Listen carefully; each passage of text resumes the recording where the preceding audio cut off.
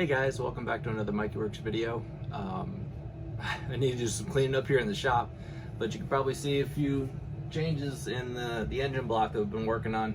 I got the engine broken down. I got the pistons taken off, each one. So I took the wrist pins out and then slid the keepers out, and then I slid the wrist pins out and got in here, looked at the motor, and I'm trying to figure out what I want to do next. Part of that decision of what I want to do next really relies upon the condition of the motor and the internals. So as I've shown you before, there's been a lot of sludge that came out of the oil pan. This piston was pretty well seized to the jug. When I took the jugs off, pretty much destroyed the piston getting it out. You can see the skirts are broken off. The ring lands are all damaged and destroyed. The piston itself was pretty well toast. So those are probably going to go into the salvage bin. But what I wanted to check is how the crankshaft really is, to help me decide. So you can get a little bit of side-to-side play on these. If you wiggle them side to side, that's okay. There's a little bit of side to side. But what you don't want to have is any forward to back play. And even if I pull, I'm not feeling anything in there. There's no forward to back play on either of these. And if I slide around to the other side, it's the same thing. I have, well, there's side to side on that one. I thought I felt something. Yeah, maybe very minimal. So my concern is that there's enough wear or enough crap inside that motor that if I don't take it all the way down, I'm gonna regret it. I'm gonna build it back up. Even if I rinse the case out really well, get some kerosene in there, rinse all the contaminants out, that I'm still gonna end up with something that I don't want. And that's definitely where I don't wanna be, because I don't wanna end up putting this thing all back together and then, you know, get it on the car, fire it up for the first time, think I'm going great, and head down the road even on a test drive and have the motor let loose. So my decision's pretty easy. I am gonna split the case, I'm gonna tear it down, and we're gonna walk through that. We're gonna take a look at what it's like to split the case and what's inside. Just give me an opportunity. My buddy Sean that I got this engine from, he's got some extra pieces. He's got an extra cam. I can look at getting the heads I have bored out a little bit and maybe put a 1776 on this by replacing the pistons and the jugs. I got a bunch of options of things I can do, or I can just go back to a regular 1600. So that's where we are, and let's get into tearing this case apart.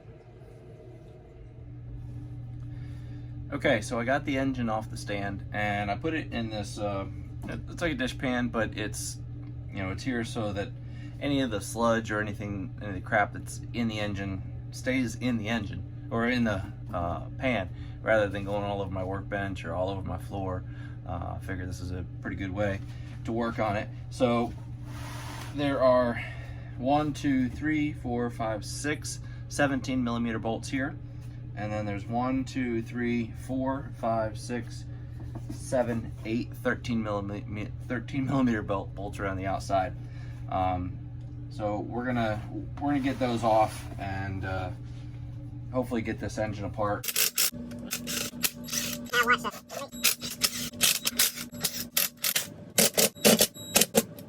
All right, so after a little cussing and fighting with it, I got it apart. It was just a matter of breaking everything loose. So we'll try to work it the rest of the way loose here.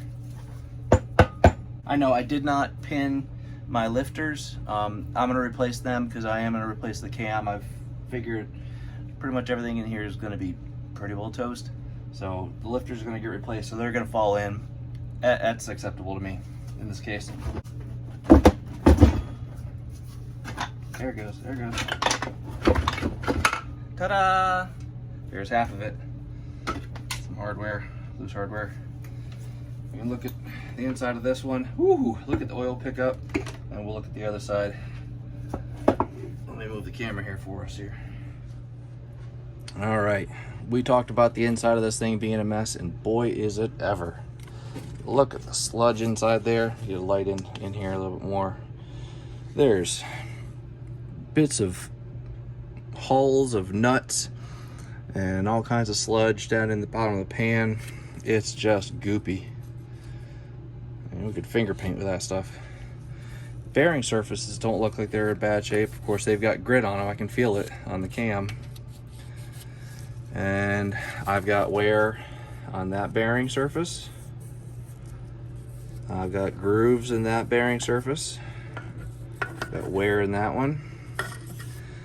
So I guess it's a good thing we took this apart. And then down there you can see, here's the lifters that fell down in. They don't look like they have too much wear on them.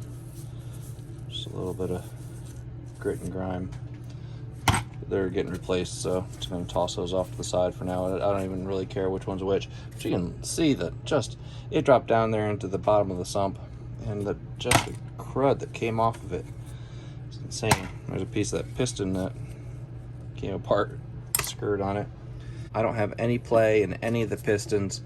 I got a little side to side, but that's not bad. It's the vertical. If you try to go up and down, there's no play there. Even on the two that are facing down. So here's the inside of the engine. Next is going to be taking it all apart and getting down to the individual component parts and cleaning it all up. So that'll be it for this week. Like and subscribe, and join us for next week's episode working on this engine. Hopefully we'll make some progress. We're getting here into the Christmas season, so it's getting a little busy. So forgive me if I'm late a day or so. I'm trying to get all these to drop on Friday mornings, Eastern time, so that everybody gets to enjoy them consistently. But leave some comments down below. Let me know what you think. I'm really hoping for some recommendations on this, and we'll keep cranking. All right. See you guys next time.